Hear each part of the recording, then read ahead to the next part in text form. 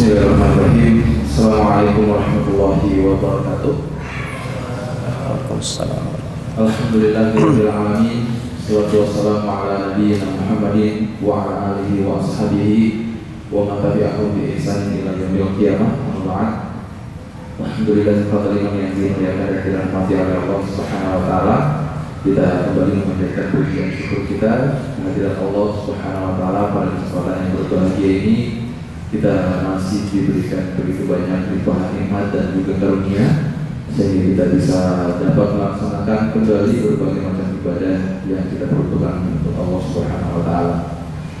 Jadi hadirin yang dimuliakan dan dirahmati oleh Allah Subhanahu wa taala, pada kesempatan Rabu malam hari ini kita kembali bersua dalam kajian rutin kita pembahasan kitab Ensiklopedia Adab Seorang Muslim yang pada malam ini kembali akan disampaikan oleh guru kita, yakni Al-Ustaz Dani Sofyan LC Hafizahullah Ta'ala.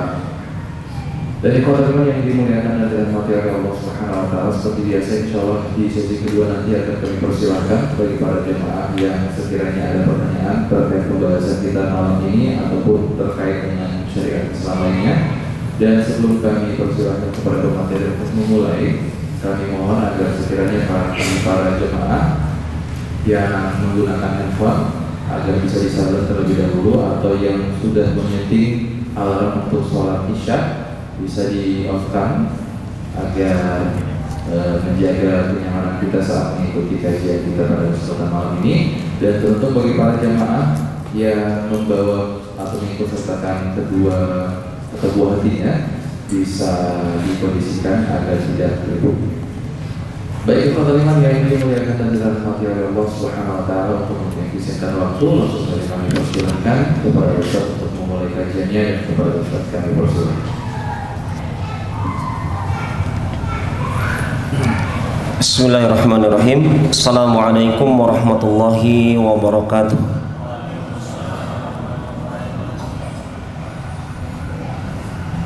Innal hamdalillah nahmaduhu wa nasta'inuhu wa nastaghfiruh wa na'udzu billahi min syururi anfusina wa sayyiati a'malina. May yahdihillahu fala mudilla lahu wa may yudlilhu fala hadiyalah. Assalatu wassalamu ala nabiyyina Muhammadin wa ala alihi wa ashabihi wa man ittaba'a sunnatahu bi ihsanin ila yaumiddin. Allahumma rabbi zidna ilma warzuqna fahma, amin ya rabbal alamin. Allahumma alimna ma yanfa'una wanfa'na bima 'allamtana ya arhamar rahimin. Para hadirin, marilah kita bersyukur kepada Allah Subhanahu wa taala atas kesempatan yang Allah berikan. Di malam hari ini kita akan mengangkat salah satu akhlak sebagai umat Islam, dan akhlak ini diberikan judul oleh penulis adalah kalimat, satu kata saja, yaitu alhamdu. Pembahasan kita di kesempatan kali ini adalah akhlak memuji Allah Subhanahu wa ta'ala. Akhlak memuji Allah Subhanahu wa ta'ala. Kita melihat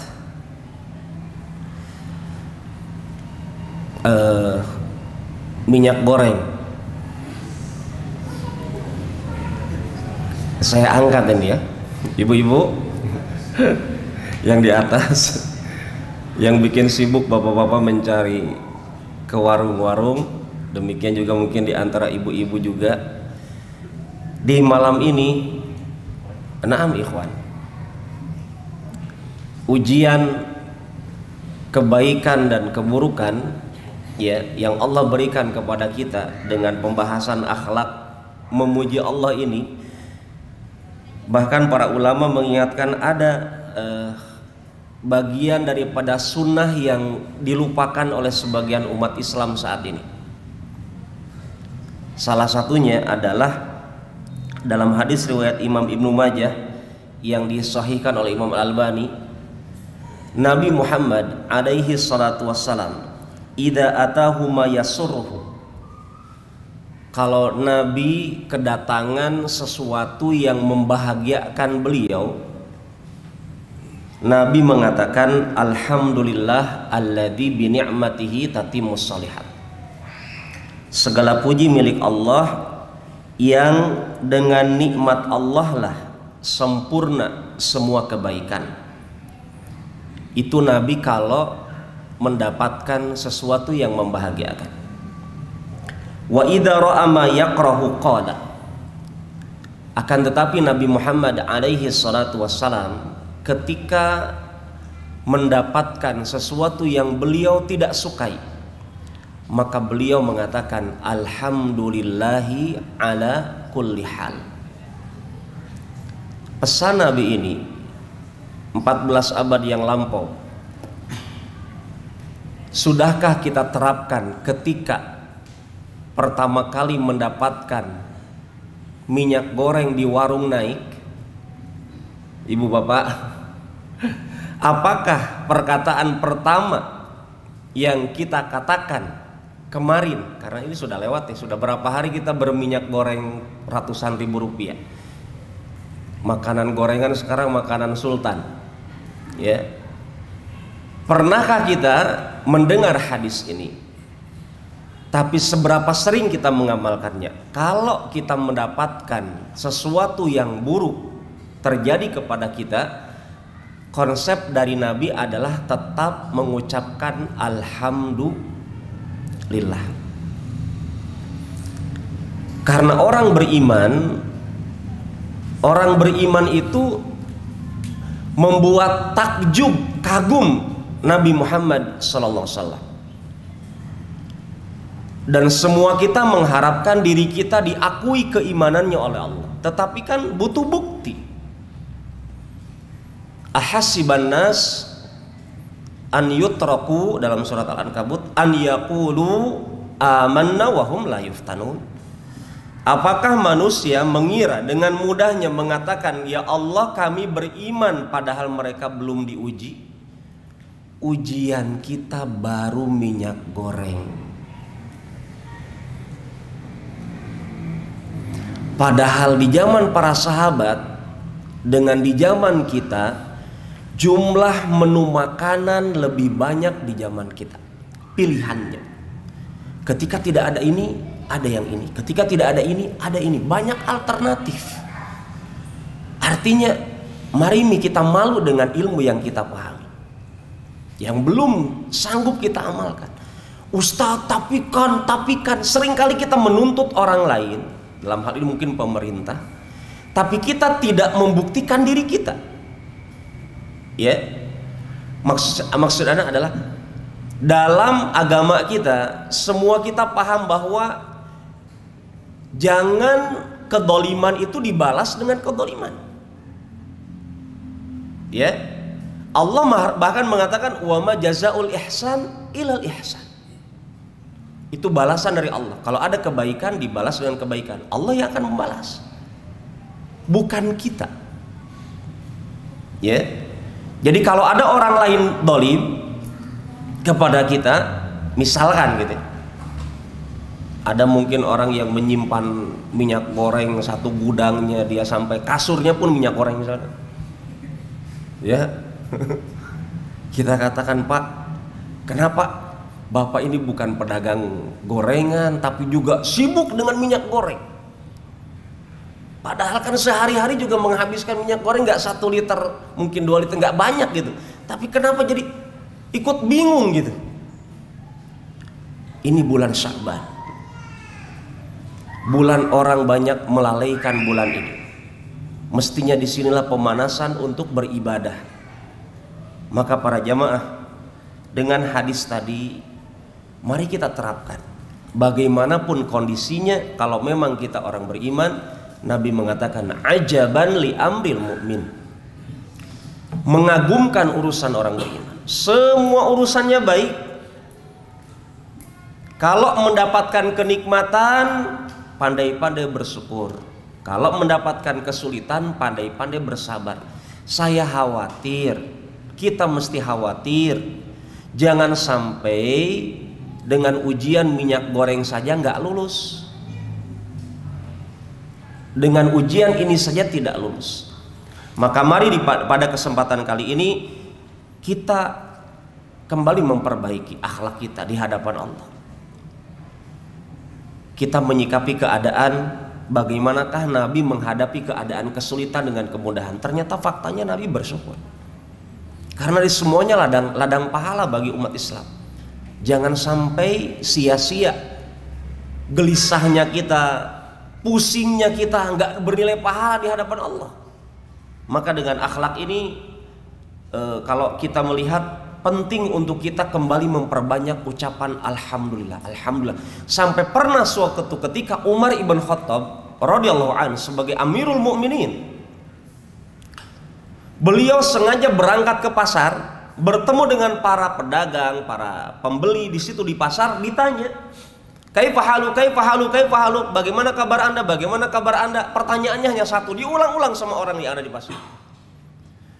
Sampai orang di pasar menjawab, alhamdulillah bi khair. Alhamdulillah, saya dalam keadaan baik-baik. Walaupun mungkin pelanggannya lagi lesu, tapi bersyukur. Saya dalam keadaan baik. Ya.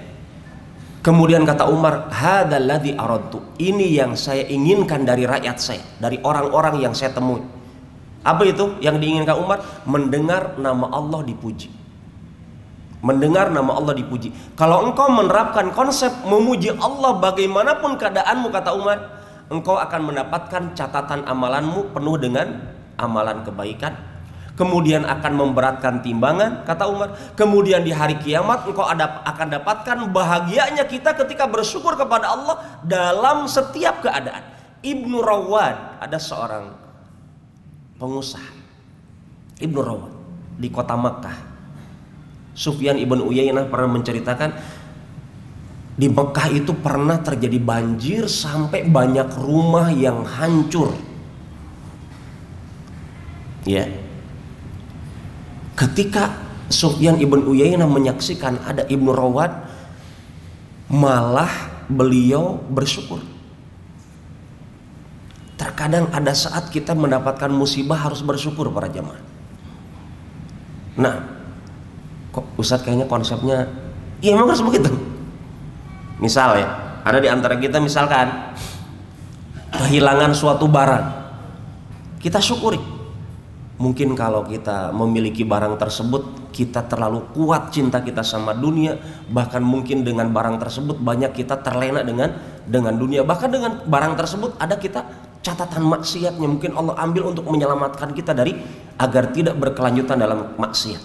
Ibnu Rawad ketika rumahnya hancur para jamaah, beliau malah bersyukur. Ditanya oleh Sufyan ibn Uyainah, kenapa engkau malah bersyukur? Rumahmu hancur. Masih ada alasan, kata beliau, saya bersyukur karena Allah masih memberikan keselamatan kepada badan saya. Memang rumah saya hancur, tapi saya kan bisa bangun lagi. Tapi kalau nyawa saya sudah nggak ada, apa gunanya hidup? Sudah putus amalan saya.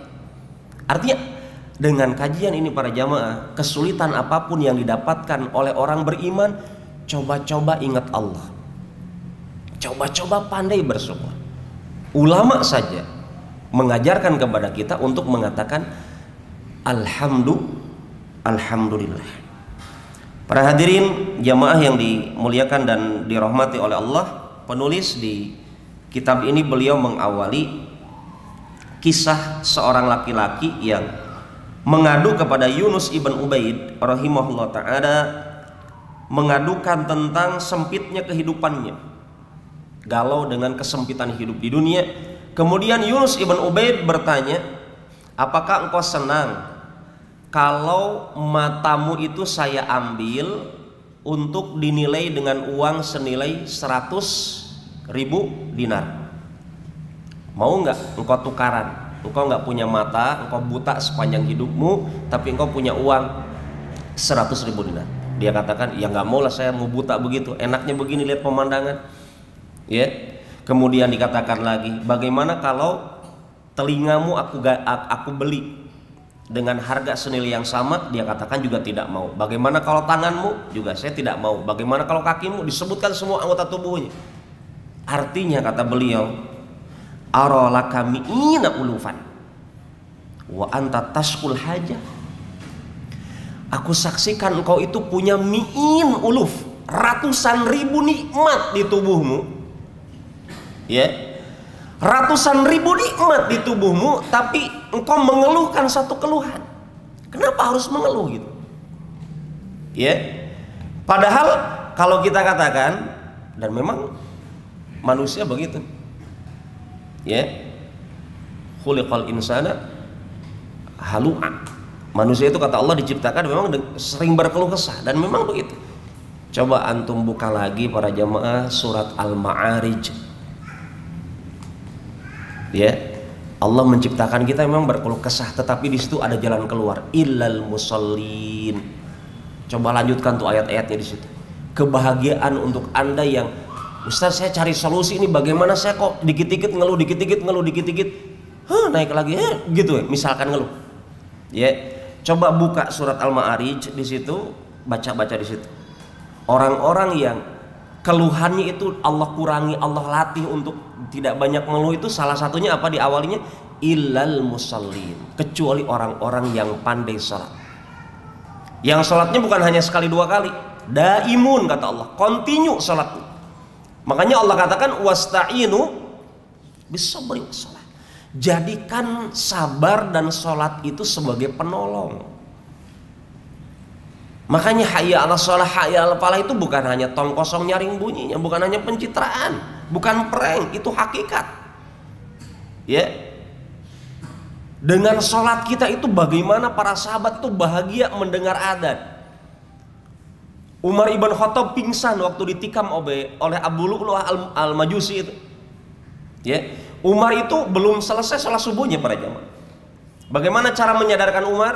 Kata para sahabat, Umar itu sangat intens perhatiannya kepada sholat.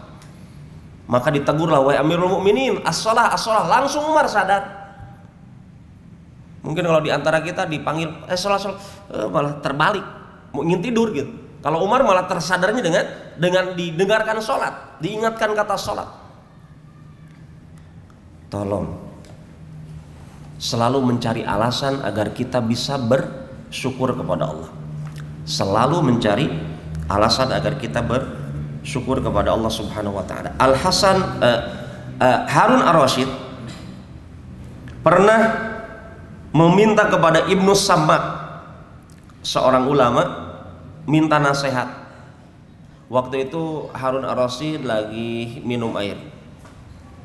Dipegang di gelas, ada air gitu kan dalam gelasnya.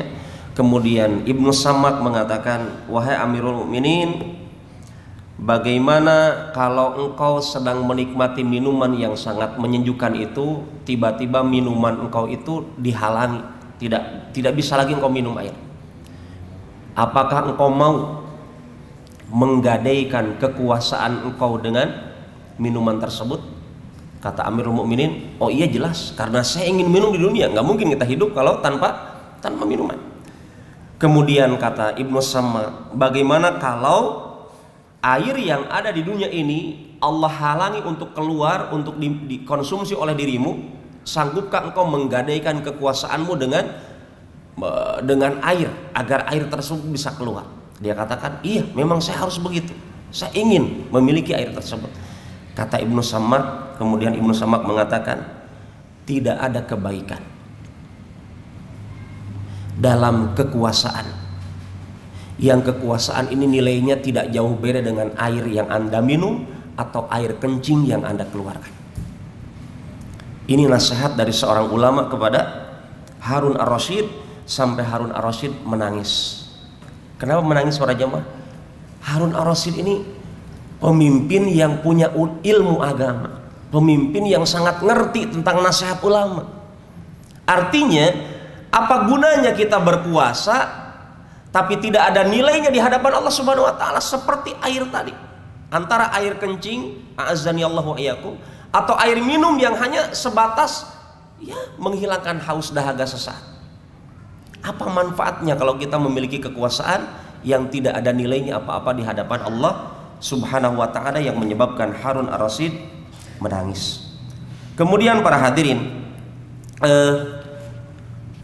penulis juga mengingatkan kepada kita tentang firman Allah yang sering diperdengarkan para ustaz dalam surat Ibrahim ayat 34, wa in ta'uddu ni'matallah la tuhsuha. Kalau Anda mencoba menghitung, menjumlah bilangan kenikmatan-kenikmatan yang Allah berikan kepada Anda tidak akan sanggup menghitungnya, saking banyaknya nikmat Allah Subhanahu wa taala. Sampai ada seorang ulama bernama Abu Muawiyah Al-Aswad rahimahullah. Abu Muawiyah Al-Aswad rahimahullah pernah suatu hari menemukan 15 butir biji-bijian. Anggaplah itu biji padi atau gandum atau jagung. Hanya 15 butir saja. Para jamaah, kalau antum memiliki beras 1 liter, 2 liter, terkadang kita lupa bersyukur. Masa cuma seliter? Gitu. Ini ada seorang di zaman salaf menemukan rejeki berjumlah 15 butir rejeki. Kemudian beliau memungutnya, mengambilnya, kemudian menghadap kiblat, fahamidallah, langsung mengatakan alhamdulillah, athna alaihi, menyanjung Allah, memuji Allah dengan sebatas 15 butir biji-bijian. Bukan 15 biji jagung, 15 jagung gitu, tidak. Ya, 15 butir biji-bijian beliau menjadi sebab memuji Allah, kemudian mengatakan, "Ai Rabbi, ya Allah, urzuqni syukra ma razaqtani." Ya Allah, berikan saya rejeki bagaimana saya bisa bersyukur atas rejeki yang Kau berikan kepada saya. Artinya orang bisa bersyukur itu rejeki para jemaah. Karena ada orang dapat rejeki tapi tidak bersyukur. Maka ketika kita mendapatkan rejeki harusnya apa? Ditimpali dengan bersyukur. Tapi subhanallah, Allah sudah ingatkan dalam Al-Quran, wa qalil min ibadiyas syakur. Sedikit hamba-hambaku yang bersyukur kepadaku. Sedikit hamba-hambaku yang mengingat bahwasanya semua kenikmatan yang senantiasa dia rasakan itu dariku, kata Allah. Wa fis samaa'i rizqukum wa ma tu'adun, Allah kata. Di langit rezeki kalian, bukan di bumi. Ya, wa ma tu'adun, dan di langit apa yang dijanjikan oleh Allah, di langit sumbernya. Makanya perbanyak meminta kepada Allah. Sampai subhanallah para jamaah, Nabi mengatakan begini, afdalud du'a alhamdulillah. Doa yang paling utama, yang paling istimewa adalah memuji Allah. Tolong diingat hadis Nabi ini, afdalud du'a alhamdulillah. Doa yang paling istimewa adalah, yang paling utama adalah bagaimana kita pandai memuji Allah. Kenapa? Karena dengan Anda memuji Allah, Anda akan ditambah rezeki oleh Allah. Bukankah itu bagian daripada permintaan kita, ingin ditambah oleh Allah rezeki kita? Ya bersyukur, berdoa terus. Bagaimana caranya berdoanya Ustaz? Dengan mengatakan alhamdulillah. Alhamdulillah anak sudah dapat anak Ustaz. Alhamdulillah anak sudah dapat gaji Ustaz. Jangan ditambah-tambahin, tapi cuma segini. Nah itu jangan. Tapinya itu yang bikin masalah itu. Ya, jangan para jamaah. Antum ingat kisahnya istrinya Nabi Ismail? Didatangi mertuanya tanpa dia ketahui. Ya, istri pertamanya dulu. Nabi Ismail sedang keluar rumah, ternyata si istrinya lagi di rumah. Istri yang dulu yang pertama itu banyak mengeluh kepada Nabi Ibrahim tanpa dia ketahui itu adalah mertuanya sendiri. Bagaimana kabar keluargamu? Pokoknya pedis, pokoknya. Ya, mengeluh. Kemudian Nabi Ibrahim berpesan, kalau suamimu nanti datang, sampaikan, perbaiki atabatal bab. Ini kiasan, kinayah. Pesan Nabi Ibrahim kepada Nabi Ismail, kepada istrinya, kalau suamimu nanti datang, engsel pintu ini harus diganti. Jadi istri dimisalkan Nabi Ibrahim engsel pintu. Iya. Akhirnya Nabi Ismail datang. Kata istrinya, tadi ada bapak-bapak datang gini. Terus kenapa? Ya saya sampaikan, keluarga kita pokoknya sedih, pokoknya miskin. Oh itu bapak saya. Itu kalau menantu begitu kaget tuh, ternyata mertuaku. Iya, itu bapak saya. Beliau berpesan untuk menceraikan kamu. Silakan pulang ke rumah ayahmu, keluargamu, ibu, bapakmu. Sudah diceraikan. Dapat istri kedua, berubah kondisinya. Didatangi Nabi Ibrahim, bersyukur kepada Allah. Alhamdulillah. Padahal memang sederhana hidupnya, tapi subhanallah, dibarengi dengan bersyukur, mendapatkan keberkahan. Akhirnya kata Nabi Ibrahim, sampaikan kepada suamimu Ismail, pertahankan engsel pintu ini. Akhirnya masya Allah, para jamaah, bukankah saya dan anda sudah mengalami, khususnya yang mantan jomblo, bukankah konsep menikah itu bukan rumus matematik? Kalau anaknya satu akan begini, istrinya satu akan begini, istrinya dua, bukan rumus matematik. Tapi Nabi berpesan, falyattaqillah finis fil baqi. Tolong pandai-pandai bertakwa. Setelah anda menikah, pandai-pandai bertakwa di setengah yang tersisa. Pesan Nabi adalah kepada kita bertakwa. Dan di antara ciri orang bertakwa adalah bersyukur kepada Allah Subhanahu wa ta'ala. Kemudian para jamaah, Allah juga mengingatkan dalam surat Luqman ayat 20, wa asbagha 'alaikum ni'amahu dhahiratan wa batinatan. Di sini tafsirnya sangat banyak. Allah telah asbagha. Mana asbagha? Pokoknya kalau antum tahu kain suka dicelupkan, itu kain tidak tersisa dari air yang dicelupkan kepada kain tersebut. Artinya si kain itu masuk semuanya. Ya, Anda telah mendapatkan sebanyaknya nikmat dari Allah, dhahiratan wa batinatan, baik yang nampak atau yang tersembunyi. Coba Anda renungkan nikmat Allah Subhanahu wa ta'ala.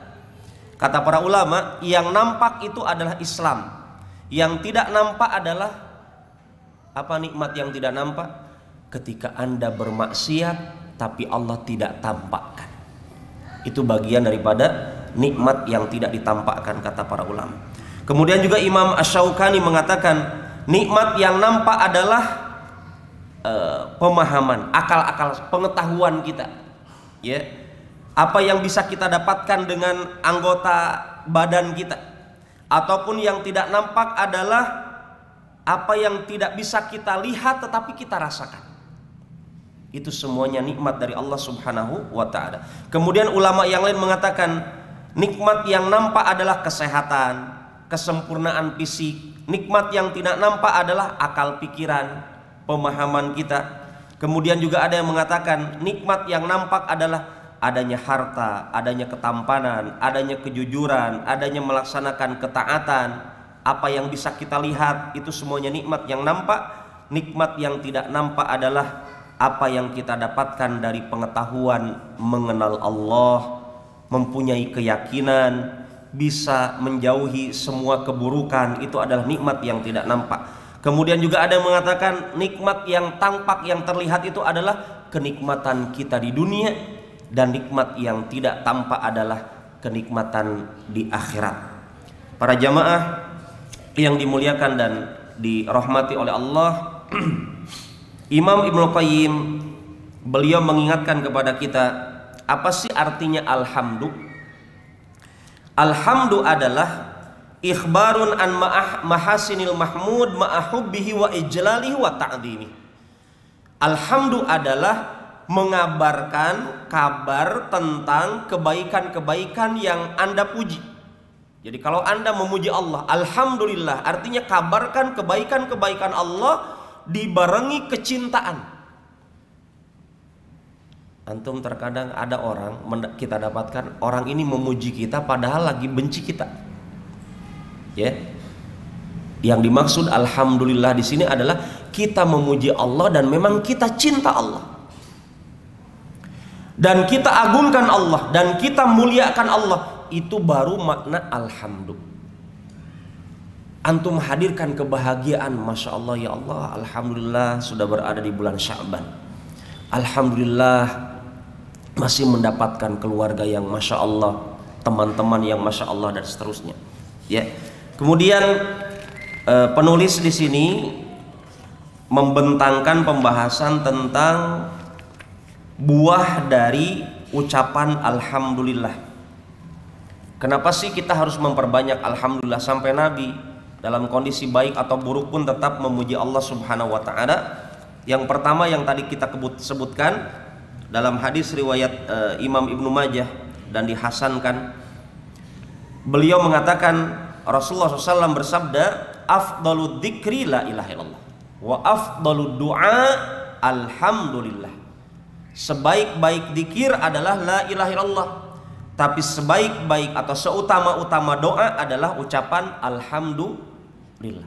Artinya para jamaah, kalau antum bingung, ya Allah saya tuh lagi banyak kesulitan,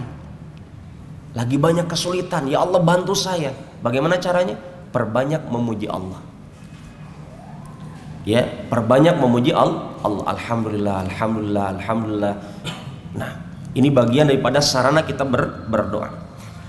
Yang kedua, ucapan alhamdulillah bagian daripada perkataan yang sangat dicintai oleh Allah Subhanahu wa taala. Nabi mengatakan ahabbul kalam ilallahi arba'. Perkataan yang paling dicintai oleh Allah ada 4. Ucapan subhanallah, maha suci Allah, alhamdulillah, segala puji milik Allah, la ilaha illallah, tidak ada yang berhak disembah kecuali Allah, wallahu akbar, Allah maha besar, la yadurruka bi ayyihinna bada'ta. Tidak membahayakan Anda, silakan Anda awali dengan yang mana saja. Bisakah Allah akbar dulu baru subhanallah baru la ilaha illallah gitu? Nggak apa-apa, baru alhamdulillah nggak masalah. Atau seperti yang disebutkan dalam hadis ini, subhanallah, alhamdulillah, la ilaha illallah, Allahu akbar. Ini 4 kalimat yang sangat dicintai oleh Allah, dibandingkan kita mengatakan ya naik lagi. Ingat di zaman Nabi ada para sahabat mengeluh tentang naiknya harga barang. Nabi mengatakan da'un nas yarzuqu ba'duhum ba'dha. Biarkan manusia saling mengatur rezekinya masing-masing, berusaha. Karena kalau ada minyak goreng di tempat ini paling mahal, kemudian ada alternatif lain yang lebih murah, pastinya pelanggan ke yang lain. Dan otomatis ini pedagang ini mikir, kenapa sih nggak laku-laku padahal lagi dibutuhkan? Salah sendiri, harganya naik sendiri. Otomatis dia mikir, oh besoknya diturunkan, pasti banyak datang ke situ. Jadi kata Nabi, biarkan manusia mikir-mikir sendiri. Ya, Nabi mengatakan Allahul Musa'ir, Allah yang ngatur rezeki. Maksudnya Allah yang membimbing hati para pedagang. Maka para jamaah yang dimuliakan dan dirahmati oleh Allah Subhanahu wa taala, faidah dari kalimat memperbanyak alhamdulillah, ucapan alhamdulillah adalah sebagai sarana kita ditanamkan pohon kurma di surga. Subhanallah. Orangnya belum masuk surga, pohonnya sudah. Subhanallah. Di Masjid Raudhatul Jannah ini ada sih pohon kurma, tapi belum berbuah. Ya, dan itu juga belum ada kepastian. Tapi ini dipastikan karena Allah memberikan jaminan. Nabi mengatakan, "Man qala subhanallahil azim wa bihamdih." Siapa yang mengatakan maha suci Allah yang maha agung dan Allah maha mulia, maha terpuji, ghurisat lahu nakhlah fil jannah. Ditanamkan oleh Allah satu pohon kurma di surga. Anda mengatakan subhanallahil azim wa bihamdih, 1 kali 1 pohon, 2 kali 2 pohon, 3 kali 3 pohon. Berapa kali Anda ucapkan, berpohon-pohon Anda dapatkan. Ini investasi masa depan. Kemudian yang selanjutnya, mungkin di antara kita sering pernah mendengarkan kalimat ini, Allah akan membangunkan untuk Anda istana puji-pujian di surga. Kapan? Ketika Anda, Bapak Ibu yang pernah memiliki buah hati, kemudian diambil nyawanya oleh Allah Subhanahu wa taala. Ya. Anak-anak kita masih kecil diwafatkan oleh Allah Subhanahu wa taala, maka Allah ketika menyaksikan hal ini, Allah berfirman kepada para malaikat, "Qad qabadtum walada 'abdi." Wahai para malaikatku, engkau menggenggam, mengambil anaknya hambaku. Kemudian para malaikat, "Na'am ya Rabb." Betul ya Allah. Kemudian Allah mengatakan, qabadtum samrata fuadi. Engkau mengambil buah hatinya. Jadi buah hati disebutkan oleh Nabi dalam hadis ini, oleh Allah Subhanahu wa taala dalam hadis ini. Kalian telah mengambil buah hatinya, Kemudian para malaikat mengatakan, benar ya Allah, karena engkau perintahkan. Kemudian Allah bertanya, mada qala abdi. Ketika anak semata wayangnya, anak buah hatinya seorang hambaku ini diambil oleh kalian oleh para malaikat, apa yang diucapkan hambaku ketika dia bersedih, ketika anaknya diambil oleh kalian, apa yang diucapkan hambaku? Hamidaka wastarja. Bapak Ibu yang dulu pernah hamil, kemudian istrinya hamil, kemudian melahirkan, anaknya meninggal, pernahkah menerapkan konsep ini? Atau nanti misalkan suatu saat, misalkan walaupun kita tidak berharap, tapi kalau ditakdirkan seperti ini, ingat pesan bekal hadis ini. Kalau ada seorang istri punya anak, misalkan seorang wanita punya anak, kemudian anaknya meninggal, harusnya mengucapkan alhamdulillah dengan innalillahi wa inna ilaihi rajiun. Itu kata para malaikat. Mereka mengatakan memuji engkau ya Allah, alhamdulillah, dan mengucapkan innalillahi wa inna ilaihi rajiun. Apa kata Allah? Ibnu li abdi baitan. Bangunkan untuk hambaku suatu istana, rumah di surga, wasammuhu baital hamdi. Namakan itu rumah puji-pujian. Bisa dibayangkan ketika antum misalkan ada seorang hamba yang soleh masuk surga dengan sebab kalimat ini, antum menyaksikan ada istana besar. Inilah hasil jerih payah antum. Mungkin ada di antara ibu-ibu bapak-bapak bertanya, Ustadz, Masya Allah ya, kita diambil anak kita oleh Allah malah bersyukur. Kenapa bersyukur Pak? Di antara alasan yang kita pahami apa? Karena anak kita meninggal dalam keadaan fitrah. Anak kita harus kita syukuri, dia sudah dijamin masuk surga. Tinggal bapaknya sama ibunya harus menjamin dirinya untuk berkumpul dengan anaknya di surga. Kemudian para jamaah yang dimuliakan dan dirahmati oleh Allah Subhanahu wa taala, ucapan alhamdulillah itu juga akan menguatkan badan kita, akan menguatkan badan. Kata penulis, betulkah? Iya. Apa dalilnya? Dalilnya adalah kisahnya Ibunda Aisyah, Ibunda Fatimah radhiyallahu anha wa ardhaha, ketika beliau mengadu sama Nabi untuk mendapatkan pembantu karena capek membuat adonan roti, menyiapkan dan seterusnya, urusan rumah tangga. Seorang putri yang sangat dicintai Nabi, Ibunda Fatimah, meminta sama Nabi untuk diberikan pembantu. Apa kata Nabi? Mau nggak yang lebih baik daripada didatangkan seorang pembantu? Cuma kebanyakan kita pakai logika, kayaknya Ustadz masih mending pembantu. Apa kata Ibunda Fatimah? Apa itu Rasul? Ya Rasul, yang lebih baik daripada didatangkan seorang pembantu, kata Nabi kepada Ibunda Fatimah dan kepada Ali bin Abi Thalib, kalau kalian mau tidur maka usahakan mengucapkan Allahu Akbar sebanyak 34 kali sebelum tidur. Allah Maha Besar, Allah Maha Besar. Terjemahnya kan begitu. Allahu Akbar, Allahu Akbar. Artinya letihnya kita kan diatur oleh Allah. Serahkan sama Allah. Allahu Akbar, Allah Maha Besar, Allah Maha Besar. Renungkan, nikmati kalimat ini sebanyak 34 kali. Kemudian subhanallah, Maha Suci Allah. Kita kotor dengan dosa-dosa kita, semoga disucikan dengan kita mengatakan subhanallah, subhanallah, subhanallah. Itu hiburan batin. Ya. Kemudian 33 kali, ucapkan alhamdulillah 33 kali. Kata Nabi, khairul lakuma min khadim. Lebih baik untuk kalian daripada kalian memiliki seorang pembantu. Ingat, ini hadis diterimanya pakai iman, bukan pakai logika. Kalau kita terima pakai logika kayaknya nggak mungkin, Ustadz, nggak mungkin. Memang kalau pakai logika nggak mungkin. Tapi kalau pakai keimanan saya yakin mungkin. Buktinya antum yang nggak biasa saum, tiba-tiba ketemu Ramadan 30 hari saum, mungkin tidak? Mungkin. Kenapa? Karena pakai iman. Coba kalau pakai perasaan, makan jam 9 lapar, keringat, pokoknya begitu. Karena bukan pakai iman, maka Allah panggil saum Ramadan kepada siapa? Ya ayyuhalladzina amanu. Kemudian para jamaah yang dimuliakan dan dirahmati oleh Allah Subhanahu wa taala,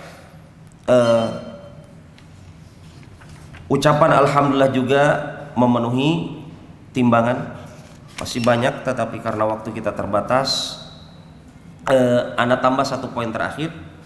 Ketika kita mengatakan alhamdulillah yang kita baca setelah bangkit dari ruku, yaitu i'tidal, ucapan sami Allahu liman hamidah, kemudian kita mengatakan Rabbana walakal hamdu hamdan katsiran thayyiban mubarakan fih.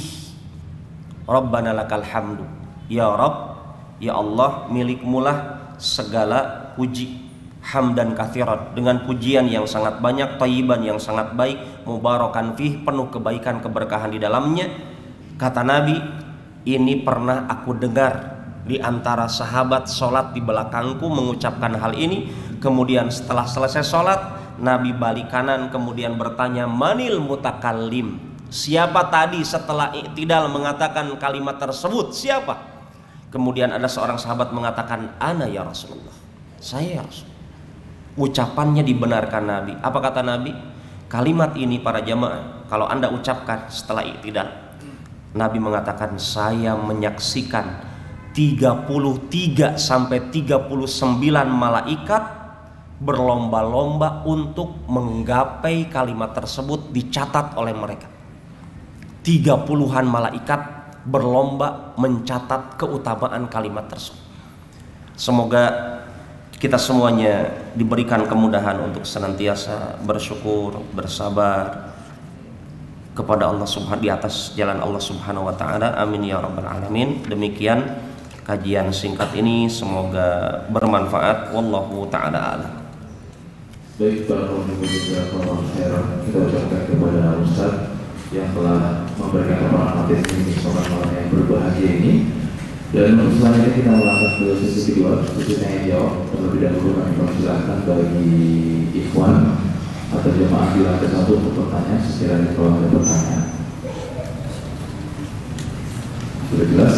Mungkin materi yang disampaikan. Kalau begitu kita angkat pertanyaan dari Instagram. Ini berkaitan dengan ya, silakan langsung ke pertanyaannya.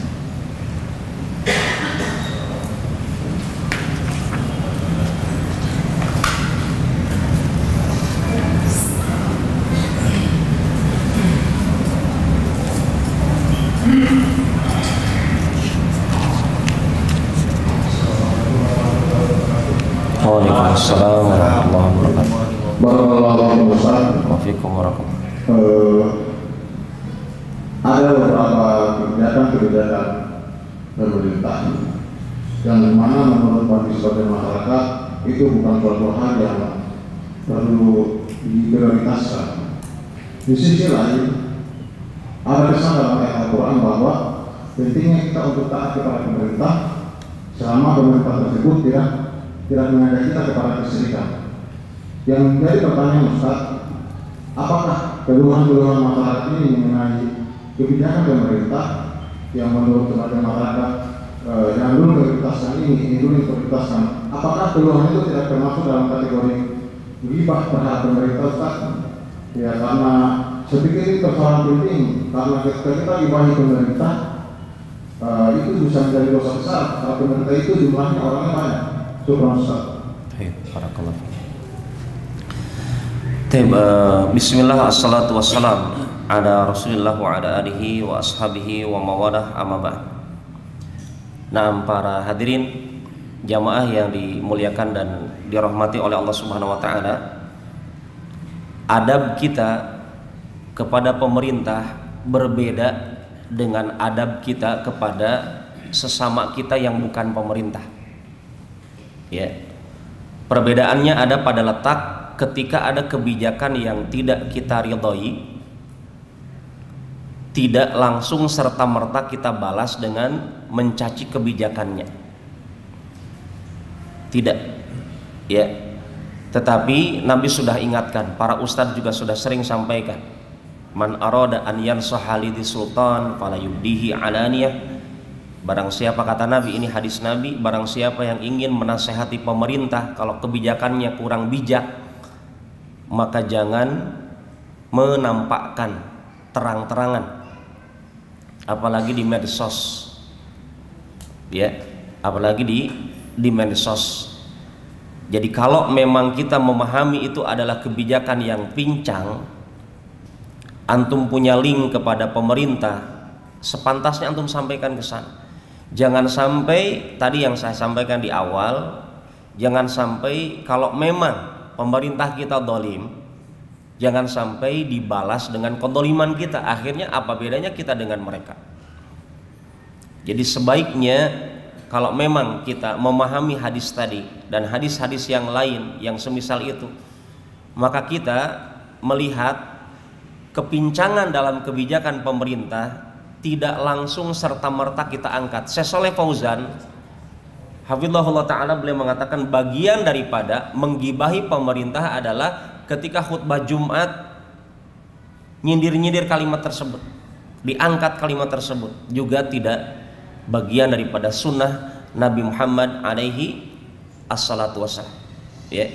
Jadi kalau memang ingin kondisi pemerintah itu menjadi baik, minimal awali dengan kebaikan kita. Pertama, seperti yang diingatkan Fudail ibn Iyad atau Imam Ahmad ibn Hanbal, tolong kalau memang antum itu orang soleh, dibandingkan pemerintah katakan antum anggap salah, antum soleh, antum lebih baik, bla bla bla. Kalau memang antum soleh, antum memang linknya dekat dengan Allah, kedekatan antum dengan Allah lebih dekat misalkan daripada dengan pemerintah dengan Allah, pesan Imam Ahmad, doakan pemerintah antum, bukan dicaci, bukan dihina. Karena para jamaah, kalau nanti juga antum jadi pemimpin, antum akan merasakan apa yang dirasakan pemimpin saat ini. Dan itu pernah dirasakan oleh siapa? Muawiyah bin Abi Sufyan radhiyallahu anhu. Muawiyah bin Abi Sufyan radhiyallahu anhu ardah, pernah beliau tidak puas dengan kebijakan Ali bin Abi Thalib dalam kasus kematian syahidnya Utsman ibn Affan, sampai terjadi perang Siffin, ya, sampai terjadi perang Siffin untuk membela darahnya Utsman. Saat itu Muawiyah jadi apa? Jadi rakyat. Ali bin Abi Thalib menjadi Amirul Mukminin, presiden lah kalau di Indonesia, ya. Muawiyah tidak nyaman dengan kebijakan Ali bin Abi Thalib saat itu. Seakan-akan Ali membiarkan pembunuhnya Utsman ibn Affan, ya, padahal darah Utsman bagaimana keutamaannya kita tahu. Tapi subhanallah para jamaah, itu waktu Muawiyah saat itu menjadi rakyat. Tiba gilirannya Ali bin Abi Thalib mati syahid, digantikan Hasan. Hanya beberapa saat kemudian Hasan sebagai pemersatu umat Islam menyerahkan kekhilafahannya kepada Muawiyah. Muawiyah jadilah posisinya seperti Ali bin Abi Thalib. Apa yang terjadi? Muawiyah baru menyadari ternyata pantas Ali bin Abi Thalib susah untuk memutuskan, menyelesaikan kasus darahnya Utsman ibn Affan karena pelik. Karena Ali bin Abi Thalib pernah bertanya kepada orang-orang Khawarij, siapakah yang membunuh Utsman ibn Affan? Kalau tidak salah 1000 orang. Semuanya mengatakan kamilah pembunuh Utsman. Akhirnya Ali bin Abi Thalib tidak sanggup untuk memberikan keputusan kalau begitu, ya. Akhirnya darahnya Utsman sampai sekarang belum tuntas. Kapan dituntaskannya? Nanti di hari kiamat. Maksud ana adalah para jamaah, ana sebagai rakyat, antum juga bagian daripada rakyat. Kalau ada haknya kita sebagai rakyat saat ini didolimi oleh pemimpin kita katakan, dan belum tuntas di dunia, masih ada pengadilan di akhirat.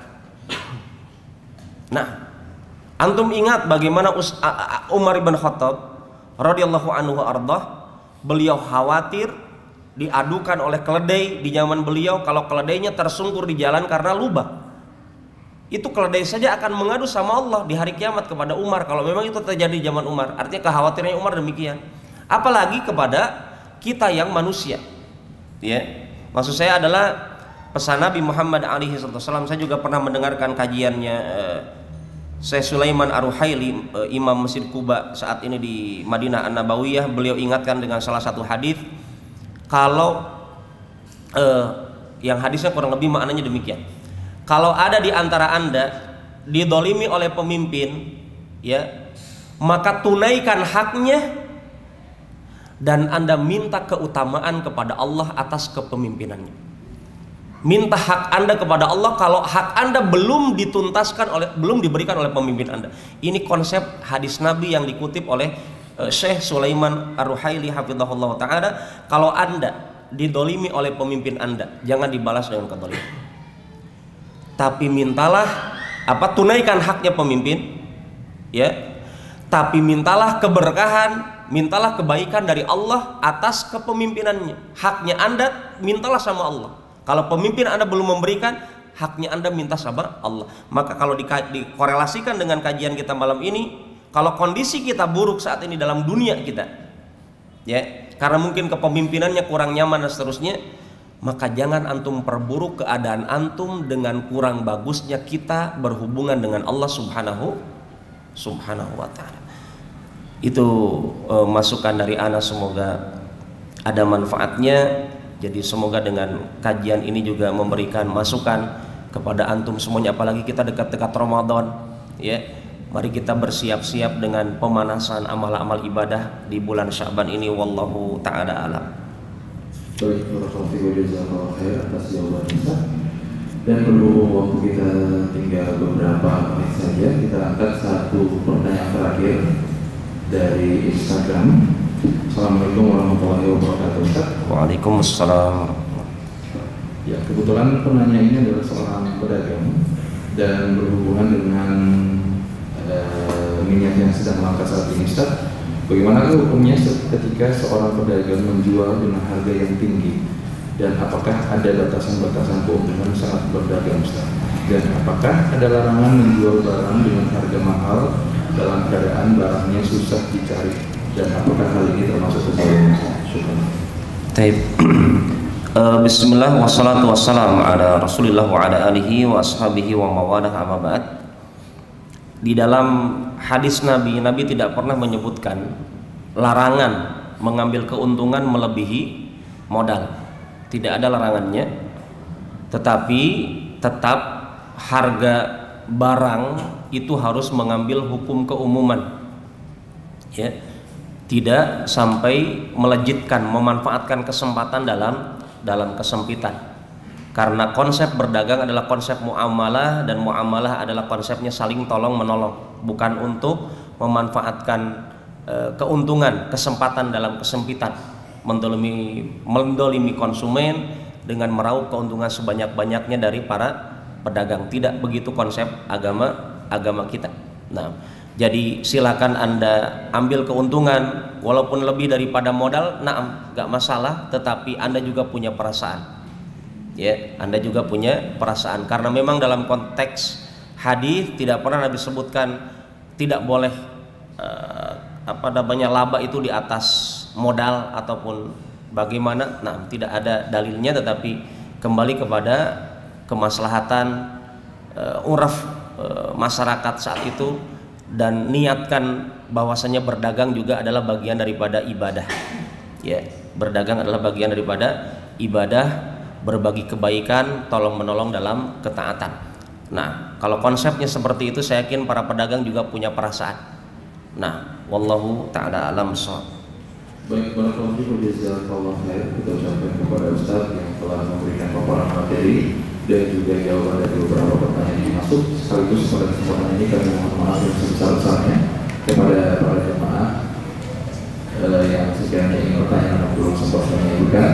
Semoga di kesempatan berikut kita akan kembali dapatkan jawaban dari pertanyaan kita. Baik, teman-teman yang dimuliakan dan dirahmati Allah Subhanahu wa taala, mengucapkan jazakumullahu khairan kepada para jemaah sekalian. Semoga ilmu yang telah kita dapatkan malam ini bisa kita terapkan dalam kehidupan kita sehari-hari, dan semoga Allah memberikan keistiqomahan kepada kita semua. Baik, teman-teman, kita akhiri kajian kita malam ini dengan zikir kafaratul majelis. Subhanallahumma wa bihamdika, asyhadu an la ilaha illa anta, astaghfiruka wa atubu ilaik. Wassalamualaikum warahmatullahi wabarakatuh.